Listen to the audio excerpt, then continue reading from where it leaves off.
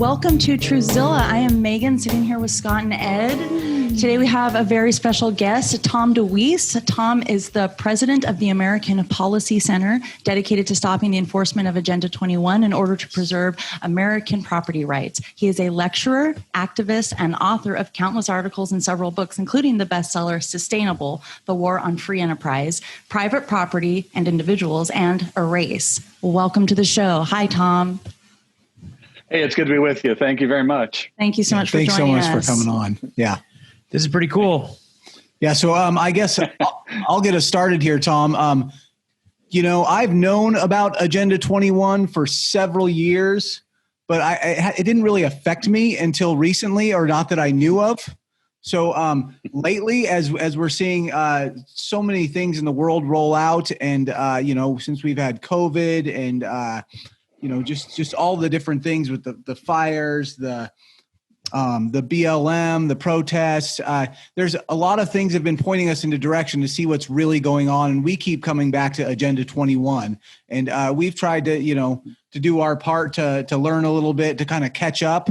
But what I'd love to hear is someone who's spent 30 years looking into this, to tell us a little bit how you see this agenda, what it is, and how do you see it, Tom?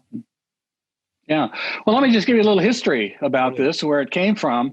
Back in 1992, the UN had an Earth Summit in Rio de Janeiro, and they had, 170 some countries were represented there.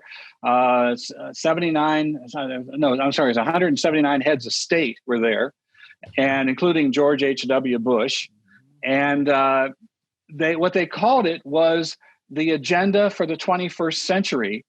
And the other thing they said about it was, this is a comprehensive blueprint for the reorganization of human society. Think about that. Yeah. That's a pretty big statement.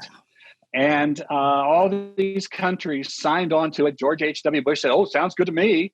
And they began to spread it around. And it's interesting that as we began to raise a ruckus about it and get some attention on it, like they always do. And when I say they, I'm talking about, you've got the UN bureaucrats, you've got these non-governmental organizations that helped write it, the Sierra Club, the Nature Conservancy, the World Wildlife Fund, ICLEI, all these organizations helped write it, and they made it their mission to take it out around the world and implement it.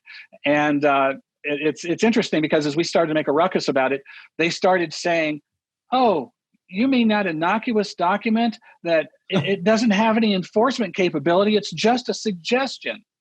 Well, the big point that they leave out is it was in 1993, 1 year later, and Bill Clinton got elected president. He created the President's Council on Sustainable Development. And on this council were those same NGO groups, a lot of them that helped write it in the first place at the UN level, representatives of almost every federal agency, and corporate heads of corporations. Enron was one of them. And the whole purpose of this President's Council was to take the suggestion of Agenda 21 and make it federal policy. And you go into any website of any federal agency, HUD, EPA, Department of Transportation, those are the main ones. You will find the whole section there on sustainable development. And the sustainable development is the policy of Agenda 21. And I've got the outline of Agenda 21 here. And I'll just tell you real quick, the different sections of it. Section 1 is social and economic dimensions, and it talks about international cooperation to accelerate sustainable development in developing countries and related domestic policies, combating poverty, changing consumption patterns, demographic dynamics and sustainability, integrating environmental and development in decision-making, promoting sustainable human settlement development. Section 2, conservation and management of resources for development.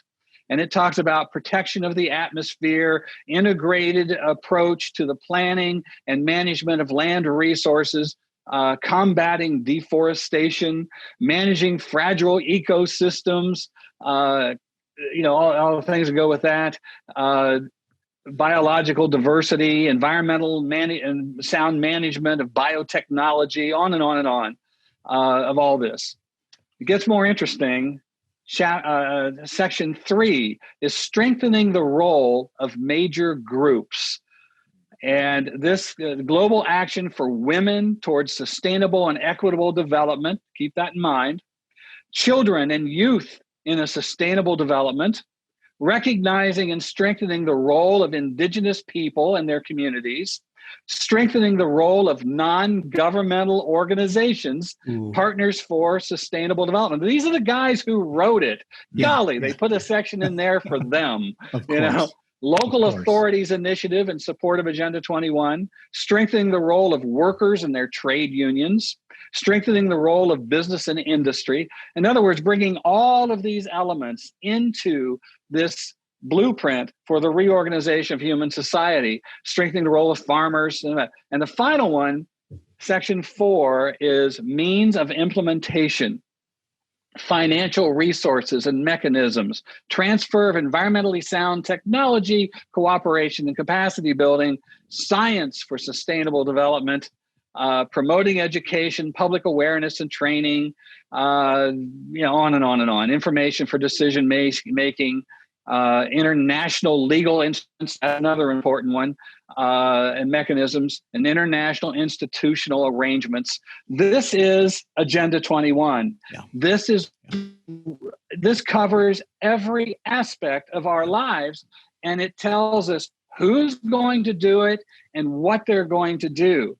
Now, the thing about UN documents, when they put them out to the public, they never give you specifics. It's all in this nice language. We just want to help the environment. Sure. We want to help. We want to make sure we get rid of poverty. We want to help people. We want to help them in healthcare. And that's how they get away with saying, well, there's no enforcement capability here. And they wrote it that way. But were all of these countries and all of these world leaders there and hundreds of these non-governmental organizations, if it didn't mean anything, they just having a barbecue and a discussion. So, there it is. That's Agenda 21. Well, when I said that they don't ever put it in the language that they, what they really mean, one of the examples of that, now this was in 1992. In 1999, the UN came up with what they called the Global Poverty Act and the Charter for Global Democracy. And the Charter for Global Democracy had 12 points to it. Now this, I'll tell you, I'm going to tell you what these points are, but what happened was, you never heard about the Charter for Global Democracy later. Well, what happened was it was too specific. And so in 2000, they had the Millennium Summit, and they came out with a Millennium Project, a Millennium Declaration, and it had 8 points. And as I read from the Agenda 21, it talked about poverty and things like that. Most of the 8 points deal with poverty, how we're going to do away with poverty and so forth. But they put it in very innocent-sounding, innocuous language. But let me tell you what they really mean when they talk about the Charter for Global Democracy. Principle number 1 calls for the consolidation of all international agencies under the direct authority of the United Nations. That's so World scary. Health Organization. There it is. That is so scary. Principle 2 called for UN regulation of all transnational corporations and financial institutions requiring the International Code of Conduct concerning environment and labor standards.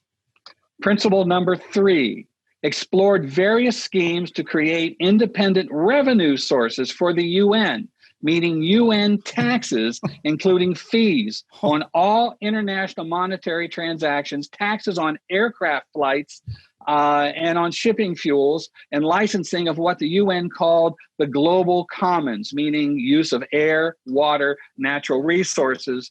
Now they've been trying to implement the Law of the Sea Treaty for about 20 some years, and actually longer than that.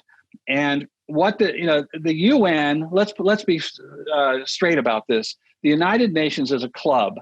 It's a club of countries, and they came together. The excuse when they put the United Nations together was we had just gone through World War II. Yep. We had just experienced a horrific situation. The first atom bomb was released. It scared everybody, and we got to do something. What we need to do is put together a forum where countries can come and talk out their problems before we can go to war. The truth of the matter is we've had more wars since the United Nations has been in place than any time in human history, and none of them ever end. They never end. The Vietnam War never ended, really. And so this is what they do. But the idea of them getting a system of income for taxes, what makes a government? A way to tax, a way to get income that way. And then, and what does it take to create a government? It takes the ability to tax. It takes the ability to have your own standing army, and it takes a judicial system. Well, first of all, principle number 2 is calling for, to create taxes. Principle number 3 explored various schemes. Oh, that was principle number 3 for the taxes. Principle number 4 would restructure the UN. Now, this is key. They want to eliminate the veto power of the members of the Security Council and eliminate the Security Council. Now, the Security Council has been a thorn in their side since day one because all these communist countries trying to push through all these kind of policies, and the United States has stood up time after time and used their veto power. It only takes one member of the Security Council to veto something, and they can't go forward. So what do they want to do? They want to get rid of that. Now, what they want to do is create an assembly of the people instead of the Security Council, which would be populated by hand-picked non-governmental organizations. In other words, this would be our representatives as the people. We always say all the time, we didn't vote for anybody who's the head of the UN. Well, now they want to say that the Sierra Club and the Nature Conservancy and the World Wildlife Fund and on and on and on are the NGOs. They would be our representatives. How lovely. What they want to do. Principle number 5 would authorize a standing UN army. Principle number 6 would require UN registration of all arms and reduction of all national armies as part of a multinational global security system under the authority of the United Nations. Principle number 7 would require individual and national compliance with all UN human rights treaties and declarations, everything. National sovereignty would be dead. Mm-hmm. Principle number 8 would activate, here we go, the UN Criminal Court and make it compulsory for all nations. By the way, that already exists. They've already done that. So there you have it. Taxes, army, court system. Principle number 9 called for a new institution to establish economic and environmental security by ensuring sustainable development. And principle number 10 would establish an international environmental court. Principle number 11 demanded an international declaration stating that climate change is an essential global security interest that requires the creation of a high-level action team to allocate carbon emissions and so forth. Principle number 12 demanded the cancellation of all debt owed by the poorest nations, global poverty reductions for the equitable sharing of global resources, all allocated by the United Nations. Oh, of course. So there it is, the Charter for Global Democracy. Never heard of that because it was too specific. But take a look at all of the policies that we're dealing with today. Every single one of those things are being discussed, and most of them are in the Green New Deal. And this is what the United Nations does. It, they started with Agenda 21. Then they went to the Millennium Project. And then they came out with Agenda 2030. Yep. Each of these is more specific than the last. Sure. But they always couched it in this very innocent sounding language until the Green New Deal. And the Green New Deal said it all. And for the first time, they were openly admitting this hasn't got anything to do with environmental protection. It has to do with global governance and controlling every action of people. Wow. So there you have it. Yeah. And it's like, and as I've brought all this out over the years, I have been attacked and all I've ever done is quoted them. Yeah. I'm not clever enough to make this stuff up. Yeah. It's insane. It's insane. I mean, it comes down to what we kind of know what they want, but they want one world government headed by the UN, and they want to control everything we do, say, eat, the water. I mean, everything. They want to control everything. And then if you get out of line, you're going to their court. It's it's so scary. And most people don't know that this is real. Break it. Yeah. And break it down. When you say they want to control all this, they want to develop, push everything in their direction. Now, how do they do that? And that's where it gets down into what we've been talking about of Agenda 21 being implemented in every single community in this country. Mm-hmm. Now, for the last 50 years, I'll just go back to the election of Ronald Reagan when he won 49 against Jimmy Carter. The left didn't just take the defeat. They said, we're never going to let this happen again. And what they began to do was dig down.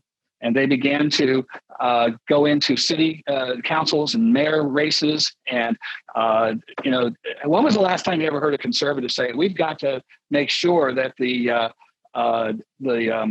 county attorney or the district attorney is one of our people? When did we ever think about that? Yeah. When did we ever care what the dog catcher did? So forth. They did. They've gone into every single one of these kinds of races, and they now, all across the country, they control it. Now, the COVID lockdown has proven their achievement of what they've achieved here. And the mayors and the governors have absolutely locked down their cities and their states. And there's nobody questioning it. And you've got the city attorneys and so forth saying, oh, yeah, you can do all this and all. Yeah. And I've had people take documents in to before city council to try to talk to them. And I've had in a couple of different cases where the city attorney took the document. We had a resolution. The resolution just says, if you're going to do something that's going to affect my property, you'll bring me into the discussion. There's a radical position. And if you're going to go ahead and do something that's going to damage my property, you're going to pay me for it. Yeah. And you won't come on my property to measure it, photograph it, make your plans without my permission. That's what it says. And you wouldn't believe the red ink these city attorneys are saying, that's illegal. You can't do that. You can't tell us that. Blah, blah, blah, blah. And this is what we run into. And the double speak, the hypocrisy, on and on with it. But this is how they're implementing it. Sustainable development. And, in the cities, what we call smart growth, comprehensive development plans. These are all written by these NGO groups. They come in and they bring it in, and the city councils and so forth, in many cases, don't know anything about it. And they, and they're saying, hey, we got a grant for it. We got everything right there for you. And, step by step, this is how they're implementing it. And that's a lot how they do this, right? Too, is with those grants. Those grants is how they get people to sign on, and then maybe a lot of these people don't know what they're getting into. So I mean, that's been a lot of what you've done in your organization, correct? To help at the local level, right? Well, the grant programs, the different grants are written by the NGOs, and every single program that you see in your community, whether it's roundabouts or bike paths or they come out and they tell you different materials you need to use for building. Of course, the smart growth programs, it's where everything, the whole sales pitch is, we're going to have everything right downtown. You can live right there. You can walk to work. You can ride your bike to the grocery. And we're going to get rid of these dirty, smelly cars and get rid of all that traffic congestion, everything, and everything will be right there within walking distance. And you have to go somewhere else. Then we're going to put in light rail trains and so forth. And the goal, sustainable development, is to shut down the oil industry and so that sort of thing. And but that's how they do it, step by step. Sure, but they put it in language where it sounds like, okay. It's sustainable, Now, green. you've also sound good. Yeah, just to protect the environment. Yeah. You don't care about the environment? Why, you selfish person. Yep. Don't wear your mask? You're being selfish. Yeah. The interesting thing we're seeing now, and I on this, is they are looking at the tactics that they have used in the COVID lockdown. And they have been having training sessions with all these NGO groups and stuff on how to use what they're learning with this lockdown to implement climate change and sustainable development, and right down to using the slogan, "We've got to flatten the climate curve." Flatten the climate right curve. there. There it is. Well, and we've poked around at Agenda 2030, and I mean, it's pretty much all based on COVID at this point. They've replaced all the wording. It's all surrounded by COVID now. Yeah, I don't know what was on the sustainabledevelopment.un.org website prior to this whole incident, but if you go there, every single one of the 17 goals now, every single one is all centered around COVID, and so it's just the Trojan horse for them to roll it all out. It seems like. These guys are clever guys. They are creative. They never let, as I said, one of them said, "Don't ever let a crisis go to waste." Yep. And they figure out how to do that. And the Club of Rome, which was one of the perpetrators of all this, helped write it. They said that what was it? The words they used that we are. The enemy is humanity itself, right? Well, that's what they said, yeah. And this is the green reboot is what they're calling this. Oh. Here's an interesting fact: the climate change issue was beginning to really lose for them, because if people listed the top 10 issues that were vital to them, it was number 10. Yeah, people didn't care. People were beginning to understand that this was the biggest scam ever perpetrated on human society, and so it was getting nowhere. And now they're calling the COVID thing's the green is the green reboot to put all this in place. Yeah. Mm-hmm. Yeah, it's interesting where we live. We just had massive fires along the West Coast here, and so we switched from everything was about COVID to everything was about climate change almost overnight. It was and our governors, we're all Democrat states along here, and they are just all on top of this. It is all about climate change. Mm-hmm. So it's what as I was saying, that this training the training that they're doing right now is they were saying as soon as the COVID emergency is passed, then they're training these people to go into the city councils and use these new tactics on climate change and make that the focus on everything. Yeah. Sure. Interesting. Tom, I was going to ask you about one thing too. I know you talk a lot about these NGOs, and I don't know if our listeners really know how insidious this is. Could you explain what an NGO is and how they're used? Well, first of all, it's not just a nonprofit organization. Sure. You have to be authorized by the United Nations. It's actually in their charter, non-governmental organizations. And as I read that list of things, they're listed right there. Once you are authorized by the United Nations, then you are able to go into all the international meetings. You were able to participate in writing documents. And of course, they have these international meetings, and then they always come out with some sort of a document. It's been Agenda 21, Agenda 2030, all these come out, and then they get all these world leaders to sign on to it, and it becomes policy. But the NGOs are writing it, and they're putting in their agendas, putting it right in there. So that's how it becomes. You had, for example, the one of the original organizations fighting in all this stuff was called Earth First. One of the most radical environmental organizations, a guy named Dave Foreman, the head of it. He created a thing called the Wildlands Project. I actually have an original document of it. And the Wildlands Project called for, in the United States, rewilding was the term they used 50% of all the land in every state back to the way it was before Christopher Columbus came here. The Wildlands Project became the basis for the United Nations Biodiversity Treaty. So the ravings of this lunatic became the base for an international document.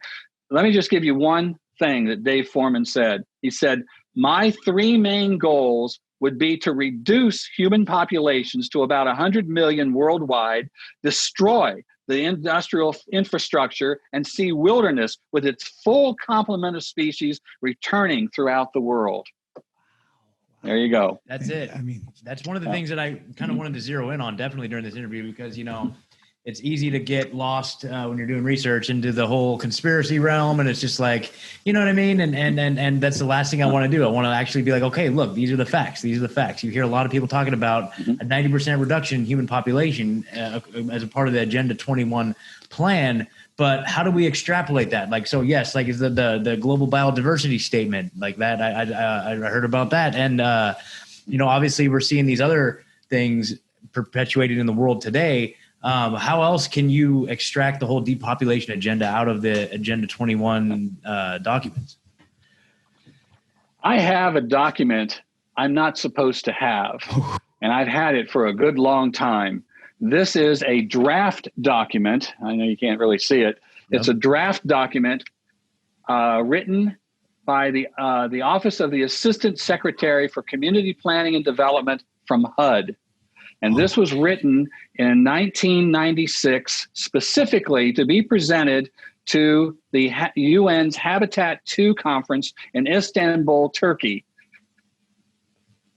We're going to talk about the Urban and Ecological Summit, these different things. Now, this was a draft copy. So this was before they cleaned it up. Oh, they're on to us, Tom. Yeah, we're losing you. Can we get back to modern humanity is fast populating the entire global landmass. This means massive impacts on land, water, and resources in order to have the necessary industrial. We're getting too close to the truth there. Yeah. They right about when you start reading the document, we lost you. We heard Istanbul. So let me just start right there. Yep. Yeah, if you could. I'm really excited to hear about this. Yeah. All right. Modern humanity is fast populating the water and modern humanity is fast populating the water and resources in order to have the necessary industrialized infrastructures that modern communities demand. This now means the impaction of massive urbanization far past anything seen before, apart from Earth changes, glaciers, or asteroid collisions, and the results are to diminish much of nature's diversity and stability unless a rebalance can be attained. Okay. So we're rebalancing now. And this goes on and on. Yeah. And who gets to determine? I certainly don't want the United Nations determining the rebalance for me. Yep. Exactly. Now you have Bill Gates. Oh, our buddy. Oh man, they're really on to it. $1 billion more by sticking needle arm. Yeah. Yep. Bill Gates compared the coronavirus statistics with what global warming can potentially bring to humanity. The mortality rate of COVID-19 is 14 people per 100,000. Global warming keeps rising. You lose me again? We're rising in temperatures. Like this to the end of the century, the world would see 73 people per 100,000 extra fatalities every year caused directly or indirectly by global warming. It goes on. Sure. All right. Well, let's give it one more run here, and if the lizard people cut us off again, then we'll we'll go. So awesome. It's frustrating. Yeah, it is frustrating. So I don't want to get too far away from Bill Gates though, because that's a really big, So, obviously just a huge ally of the UN, World Health Organization, that whole cabal, and China too. I heard, so we had a guest on last week. Her name's Mel Kay, a researcher from New York. And she was talking about how at the UN, each one of these committees has Chinese national actually in charge of them. Have you heard much about that? Are you familiar with what China's role is in all this? Oh, absolutely. It's really interesting because a whole lot of the treaties that the putting out that create American or cost us money, jobs, whatever, the China, India, and what's the other country? They're always exempt from these things. The very countries that are helping put these things together. China is on all of these different committees, and they always exempt themselves from the rules and regulations and what they put out, because they're a developing country. You understand? Okay. So we're just going to cut real quick. We had to switch from the Zoom video over to the phone because of a bad connection. So, bam. I noticed last week there was an article in the New York Times talking about how, this election is going to be, so heavily contested that we're going to need to bring the UN in to regulate that. What does that look like? I mean, isn't that the ultimate goal, right? Like, so the goal to be for America to fall so that they can roll out these agendas. And it seemed like that's what they're talking about. And what does that look like in like a UN occupation in the United States? Well, you would see blue helmeted troops at City Hall, and that's they would control the ballot box, and so forth. They would use the excuse, just like we talk about martial law and U.S. troops and so forth. That's basically what it'd be. It'd be UN martial law, and you would see these troops, and you would see vehicles and everything going down the streets and everything. It's a pretty frightening thing, and occupation is the United States is basically what it would roll down to. That's crazy. So where do they get their blue helmets from? Like who are they from? Any particular country? Are they a mixture of countries? Does each country contribute a certain percentage of their armed forces to that? Yeah, they do. That's the interesting thing when they talk about bringing in UN troops, because most of the troops that the UN has are from the United States. That's what I was thinking. But the other countries, they supply troops. From England supplies troops, and various other countries do. So and that's the thing when they're talking about a UN military. This is where it would come from. They would take away all the national sovereignty of free nations, and you would probably see a draft of soldiers from each country, but they're now one big global community, and it would be pushed into serving for the United Nations, and that's how they would do it. Yeah. So I've heard too that so for example, each country has their own standing army, and that makes sense because you're in potential conflict with other countries that have their own standing army. But in a system where it's one global government and you have one global army, who are they fighting? I heard it was like, what are your thoughts on that? The citizens. Like, who are they fighting? Yeah. That's a good question. It's a really good question, and what they're really a police force designed to make sure that nobody rises up in opposition to anything the United Nations wants to do, and keep complete control with their global village. And the one thing that the United Nations does not want is any kind of opposition. And the other thing they don't want is any country trying to do things independently that messes up their well-ordered society. One of the examples of that is inventions and so forth. In the UN meeting where they came out with Agenda 2030, one of the things they were talking about there was called zero economic growth. Now think about that. Zero economic growth. That meant that everybody would be equal. There would be no rising, no falling. Everything would be right exactly the same. But if you have zero economic growth, then you can't afford to have some little hotshot over here who invents something that completely throws off everything else they had.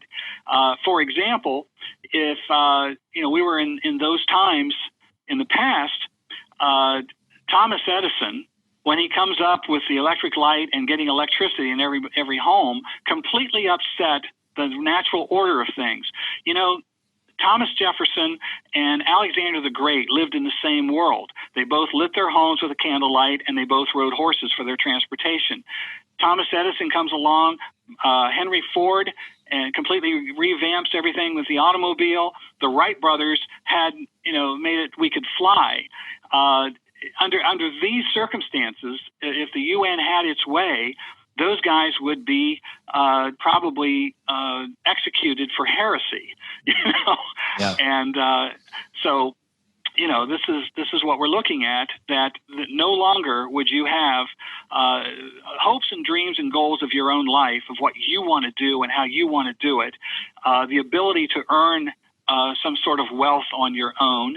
All of that would be gone. That would be selfish. That would be evil. Not allowed to have that. This is the utopia that the United Nations is set on putting together. And if you read the documents, if you read the Green New Deal, you read all these other things that I've been talking about here, there's no question that's exactly where it goes. You don't question what they're doing. And if you think, well, that can't be done, take a look at the argument on Black Lives Matter. Just say to them, well, all lives matter, and they go absolutely off the bonkers, the end of it, because that is selfish, and you don't understand what we're trying to do. Well, there you have it. Wow. No, they've been co-opting like the whole population through these things. I mean, with cancel culture, and then now we have Black Lives Matter and these different things. I mean, and it goes back to the education system too. And how they educate our children at this point. I know I've heard you talk some about education. What do you think about how this agenda has been implementing through our education system? Oh yeah, back in when Bill Clinton was president, and he implemented the workforce development boards, and there were 3 different programs that he was putting in place to completely revamp the American education system. It went away from academics and became job training and basically attitude adjustments and so forth to control how you think and what you know and so forth. You ask these children today anything about American history or even geography, things like that. You've seen these videos. People take the cameras around and they ask people these questions. And, what year was the War of 1812 fought? 1922, they know nothing about academics. Yeah. They know nothing about geography. Ask them where England is. Yeah. Things like that. Yeah. They don't know. Yeah. And because we went to behavior modification, and you think this way, these are the attitudes, values, and beliefs that you're going to have, and anything your parents taught you is verboten. You're not. Look what they're saying right now with these, where the kids are learning from home right now, watching their computers, and they've put out an order that parents are not allowed to monitor this. Really? Why? Oh my God! This is the stuff that we're hearing, but this is how it operates, and the education system is no longer about academics. It's about behavior modification. And a few years ago, one quiet Sunday afternoon, I got an email from a guy from a UN NGO group called the Eden Foundation. And he was attacking an article that I had written on global warming, and the word Nazi was used, and so forth and so forth. Of course. Well, I did a little research into the Eden Foundation about what they were about. The Eden Foundation advocated a policy called globally acceptable truth. And what they said was, if the reason that we have war and poverty and strife is because there's too much knowledge. It's too difficult for people to make decisions with all this stuff they've got to deal with. So we're going to take care of it for them with globally acceptable truth. And without using that term, that is the American education system today. Yeah. I mean, that just makes me cringe hearing that. We're seeing that. I mean, we're seeing that with censorship roll out right now. I mean, especially since the COVID-19 pandemic has hit. I mean, look at how many doctors and scientists and people that if you don't go with their narrative, you're shut down. You're taken off of everything. Totally. Yeah. Just today, there's a Yeah, big purge. yeah. Some of our friends on YouTube, their channels are completely gone. Hundreds of thousands of subscribers, their income gone, just gone. Yeah. Yeah. Basically, what I have been warning about for 30 years Yeah. is all right there in front of you today. Yep. And I'm the nutcase. I'm the radical. We're with conspiracy you. theorist, scaremonger. And all I've ever done, as I said before, is quote them. Yeah. Totally. That's all Yeah. I do. Yeah.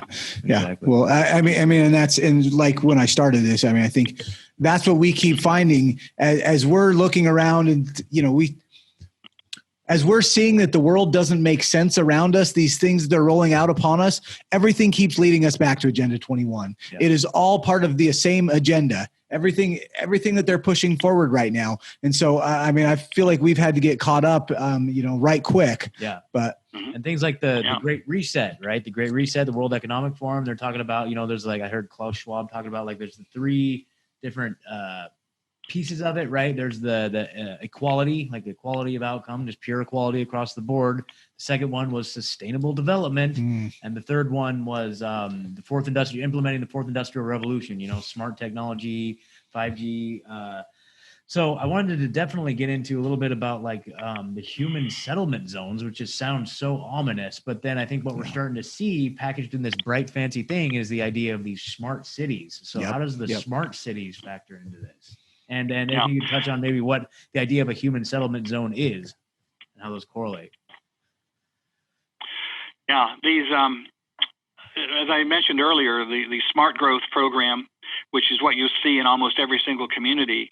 And what is that? I'll give you one example. The poster child of Smart Growth was Portland, Oregon, 20 years ago. And one of the first things they did was they put around the boundary of the city what they called an urban growth boundary. And they said no growth will take place outside of this boundary because that is urban sprawl. And urban sprawl means people have to drive further to work. And so they they're going to use more fuel, and we'll have to spend more tax dollars for infrastructure, and on and on and on. So we're not going to have any of that out there. Everything's going to be right here in this city. And what happened in those 20 years, the urban growth boundary never expanded, but the population grew by 80%. And now they have a housing shortage, and they are now beginning to, Oregon was the first state to do this as a state, to ban zoning protection for single-family neighborhoods. And the excuse to that is we could put, in that backyard that you have, we could put 100 families there in one of these high-rises, these stack and pack sustainable buildings. And the sustainable building is built with certain materials. It is, we can control the energy that is used in it, and everything is right here. So what you're going to see here, and this is in my book Erase, this was kind of the center of what I was writing about. When they now are demanding that we use the what they call alternative energy or natural energy, wind power and solar power, which literally does not work. It does not. It supplies like 3% of our thing. Every time I've ever gone anywhere and people had these windmills up there and everything, and I say, well, how much power does that bring to you? I was in Wisconsin. They were taking me a tour around, showing me all these things. I said, how much power does that generate? He says, nothing. Half the time you see those things not turning. Well, when that is the only power we have, like they've now demanded is going to happen in California, it's now policy in California to get rid of all power except wind and solar. What's going to happen is here they are all living in these high rises. They've gone as high as they can go. If they go any higher, the air will start getting thinner. So what they'll do is suddenly have energy shortages, and they will demand, for example, that overnight all the power will be shut off, for example. There wouldn't be 3 shifts of factories, only be one. And this sort of thing. What happens if you're living on the top floor and the elevator's not running? What happens to any kind of nightlife, restaurants, other things that are open at night, entertainment places, things like that, all gone. That is the utopia of smart growth and what they're doing. And these cities are putting together these comprehensive development plans pushing for that, and you will see in there provisions for international development plans, international plumbing codes, international electric codes. Everything is one size fits all. So everybody lives exactly the same, and it doesn't matter what your own particular problems are or your own situation. Everything is one size fits all, and that is sustainable development. And go on and on and on. We can go into what's happening to the beef industry with sustainable development, and we're losing farmers by the hundreds right now with all this.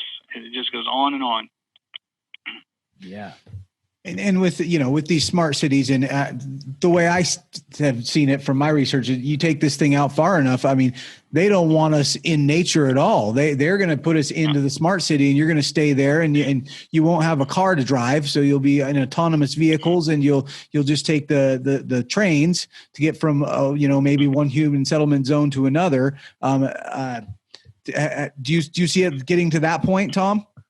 Absolutely. It's illegal to be going out in nature, right? Isn't that the idea? Like we wouldn't be prohibited. Yeah. From well, what the excuse that they use to keep you from going out in the nature is that your shoes will scuff up, invasive habitat or invasive species that you will take into the woods, and it wasn't supposed to be there. That's the excuse.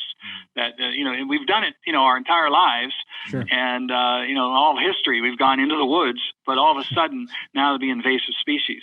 And that's one of the excuses they use. And of course, I'm sure you've heard, these fires that are burning like crazy in California and all over the West. The sustainable farming timber policies that they've had. What they said was, well, nature doesn't remove the trees when they die on the floor of the house. That's natural. Man is the one that comes in there and cleans it all out. And so man's not part of nature, so we're not going to do that anymore. And years ago, a Congresswoman from Idaho, Helen Chenoweth, took a congressional delegation into the forest in Idaho and showed 10 feet of kindling on the floor of the forest. It was so thick, even the little animals couldn't get through it. And this is what is now burning like this, burning hotter than ever before, more forest burning down.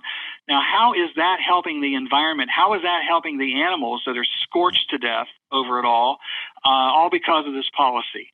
And, it has no basis in scientific fact. And to say that man is not part of the ecology is, just insanity, that we're not allowed to do anything on the earth. And what they want to do is get rid of us. So the guy named Richard Caniff on the Audubon Society said, among environmentalists sharing 2 or 3 beers, the notion is quite common that if only some calamity could wipe out the human race, other species might once again have a chance. This is their mental attitude. This is what they think.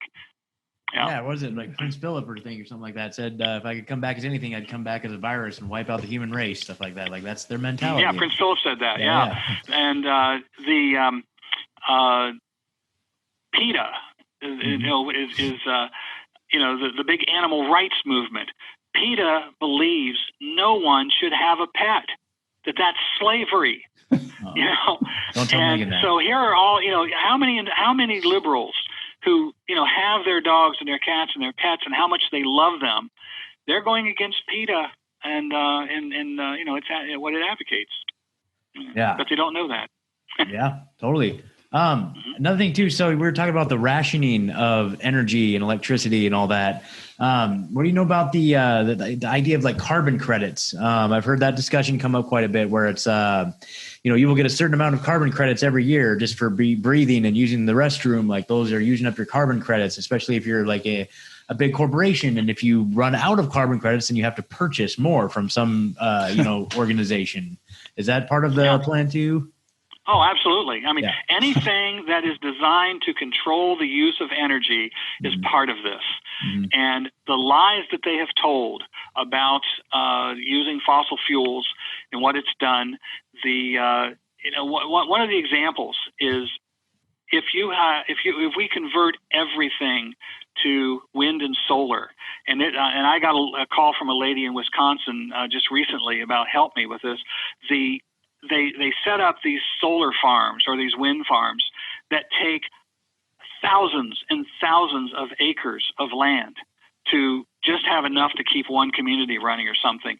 I was told by an expert on this several years ago that at that time, this is back in the 1990s, at that time, if they wanted to use just wind power to make up the shortage of electricity that California had at that time, it would take an area the size of Connecticut to do it, just for a shortage of the power that they had. Imagine if the entire country is converted to this, and here we are, we're not supposed to go out in the environment, we're not supposed to damage the environment or anything, but all of a sudden it is massive forest of wind towers and windmills and solar panels. And by the way, what is happening to birds and raptors and so forth with those wind towers? There's actually one NGO group that their mission is to go out and clean up all the dead birds that lay underneath them so nobody sees them. Wow. And on like that. So this is insanity, because it's what you talk about. Of course, you mentioned nuclear energy to them, and their heads explode. But one nuclear plant that takes up about 3 acres of land, can power New York City, and more. And we've never ever in this country had anyone die from a nuclear power plant, but just fossil coal plants and so forth. The same thing. One plant, 2 or 3 acres of land, and it fuels everything. And I'm sure you've heard all these things. The electric cars that are supposed to protect us all and everything, and the batteries that it takes to make them. Well, the interesting thing is the wind power, the big blades and so forth. First of all, they take oil to make it turn. Second of all, the blades are not biodegradable, and they have huge stacks of them everywhere. So every single thing that they come out to try to say this is environmentally correct is a disaster to the earth. Every single thing that they're talking about, and I've often said, if environmentalists would come out of their towers in New York City and actually touch the ground, they might know something about the environment. And one of my favorite stories on this is back when, if you might remember, the whole issue of the spotted owl out in Washington and Oregon and out there. And there was a community meeting. I think it was in Oregon. I'm not sure. They were telling the people how they were going to protect the spotted owls and that they were all endangered. First of all, they were finding spotted owls living in McDonald's signs and under bridges. So human beings being around spotted owls weren't hurting them as long as they had a food supply. But they had this meeting, and they were going to tell everybody how, what they were going to do with it. And of course, how the environmentalists just absolutely worship the Native American Indians, that these people lived off the land and only took what they needed. And that's the way we should all live. Well, at this particular meeting, an Indian chief got up and indicated he wanted to be recognized. They had this whole big thing about spotted owls. They, oh, yes, chief, yes, speak. They're all excited he's going to speak to them. And he looked at him and he said, in my religion, the spotted owl is a symbol of evil, and I will kill one anytime I find it. Oh, I love it. That's great. That's great. Yeah. That's awesome. Whoops. So Tom, this is UN Agenda 21 is a grounds up locally implemented problem. What are some local solutions that we can implement? And what have you learned through the COVID thing? And maybe this would be a good segue into telling us about some of the activism you do at the American Policy Center. as far as the, absolutely. the local level goes. I'm glad you brought that up because, I'm getting calls all the time with people saying, is it over? Can we ever stop it? Mm-hmm. And I've always said I'm the Pollyanna of the movement. And one of the things our side has got to do is accept little victories. We get together, we get all upset about something, and maybe 100 people will show up at City Hall and protest something, and nothing happens. And and I'll say to them, well, what did you do the next day? Well, nothing. It didn't work. That's our problem. We want to win today, and we and we don't want to do the work. For 50 years, we have seen the left dig in, and they have put their people in every single level of government, and no matter how small, and we've let them do it, and we've done nothing. We haven't been organized precincts. We have, we get excited about a presidential election, but we don't pay any attention to the mayor, the city councilman, and so, here we're seeing with the COVID thing exactly how far and how much they've achieved. And it's not fun to do that work. That's the problem. And we have to dig in. What we're doing right now, the American Policy Center, we're running a series of webinars. We just produced a new workbook, a manual, local activist manual and workbook on how to fight back on the local level. And, it's interesting. We were preparing this, and I've known for years how to fight back on this. But all of a sudden, when this COVID thing came, I thought, well, what's going to happen here? We're kind of in a new world. I don't know exactly what we're going to deal with.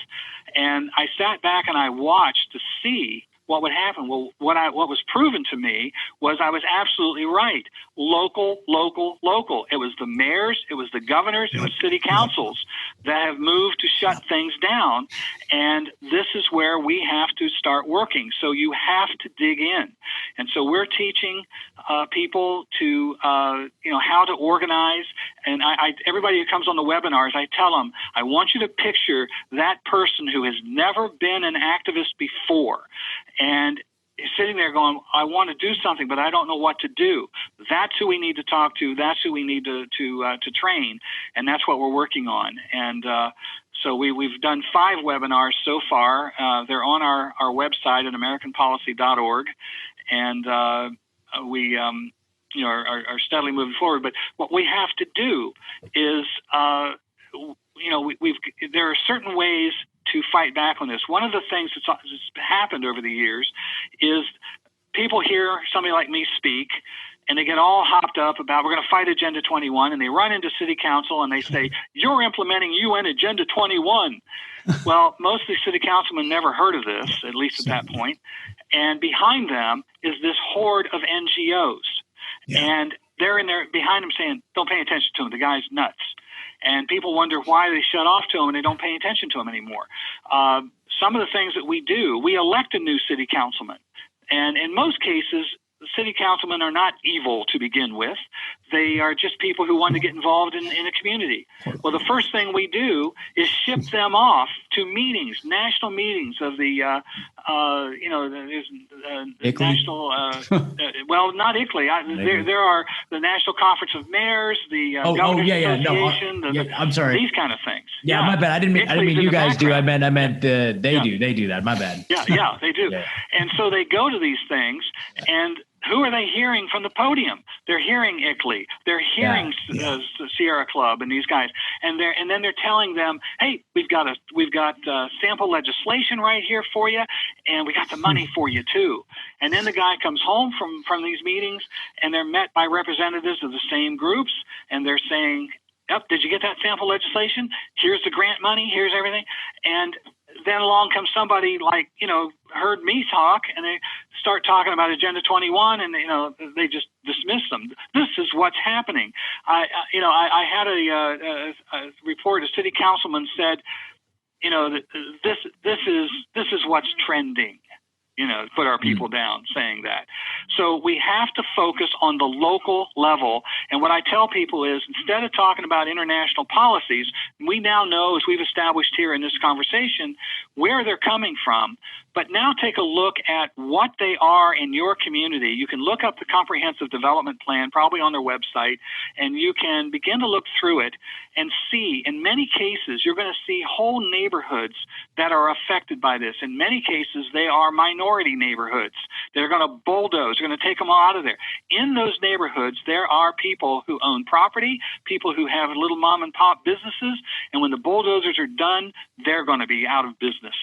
What happens to those people when that happens? They're going to be forced onto the government dole, because when they rebuild everything there, they're going to bring in corporations to be the restaurants and the laundries and the other things, not the ones that were already there. The main thing that we have learned as we fought this is that they cannot implement these policies without destroying property rights. Property rights is our number one enemy.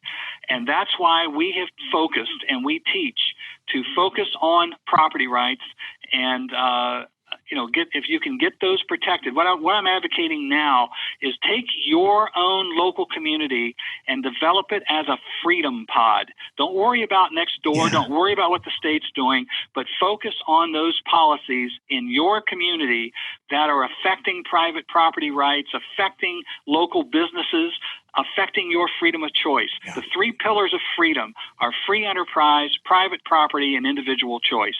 Yeah. And all three of those things can be affected on the local level. And if you can protect those things, look at local communities right now. COVID has proven, again, the corporations, the Walmarts, the Targets, those things are all operating. They're making money. They're going well, but local mom and pop shops are shut down.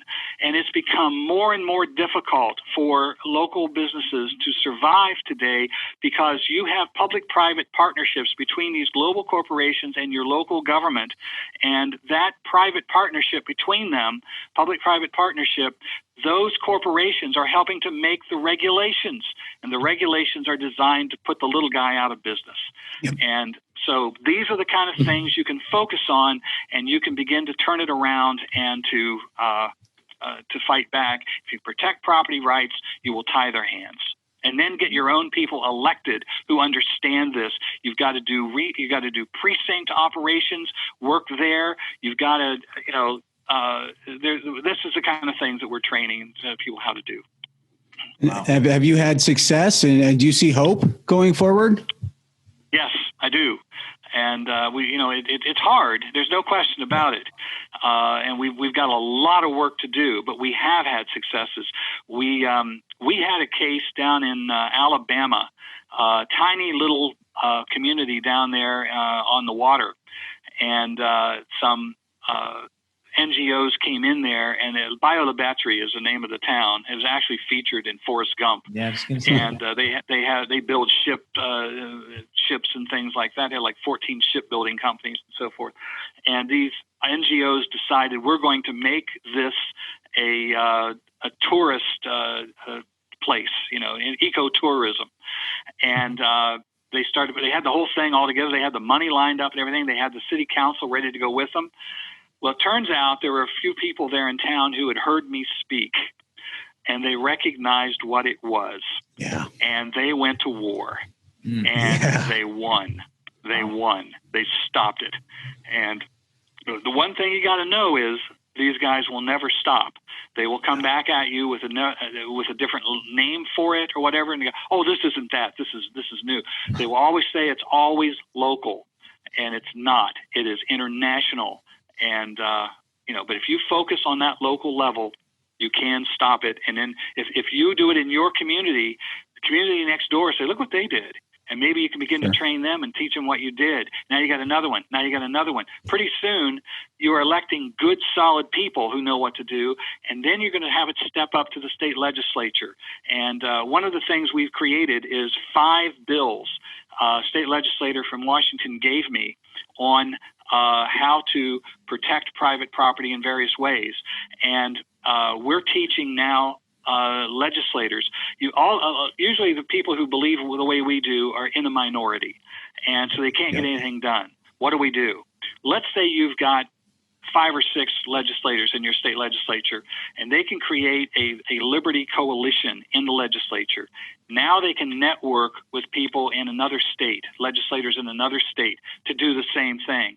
What if you had 10 states like that, where you had 5 or 6 legislators in each state with these liberty coalitions, and on the same exact day, in all 10 states, they introduced these 5 bills to protect property rights, and they had a news conference in each state at exactly the same time, and we had people trained to support them as they do it.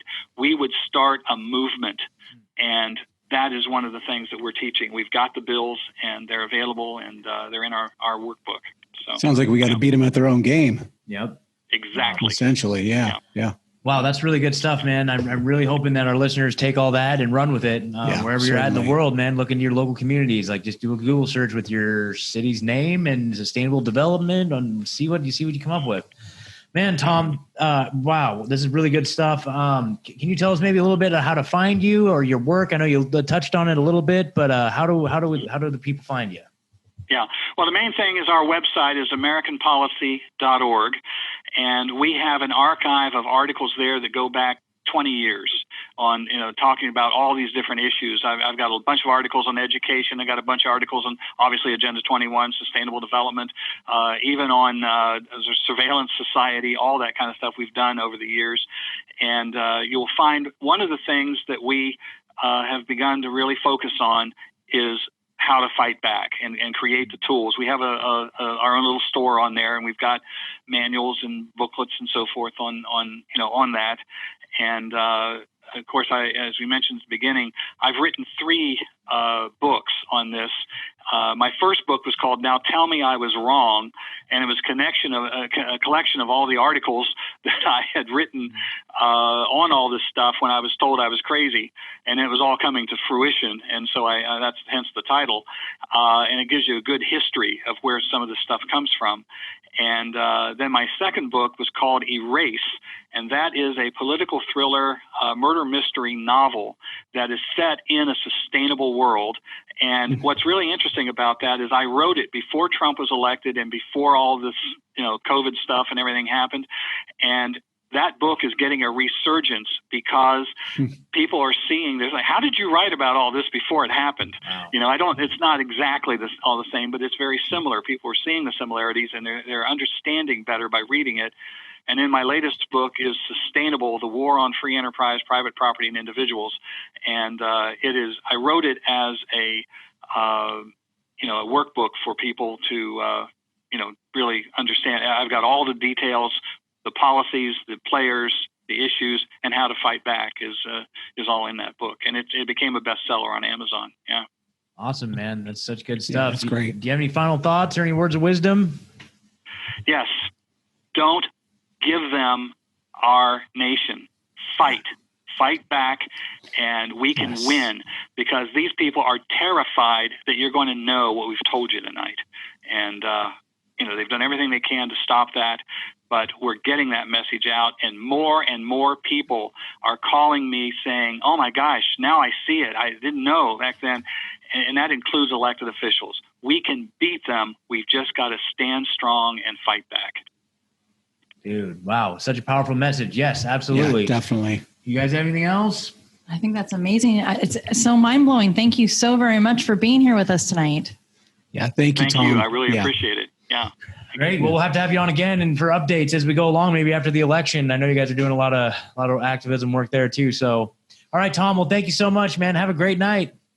All right. You too. Thank you. All right. Thank you, Tom. Thank you. Good night. Bye-bye. Good night. Bye-bye.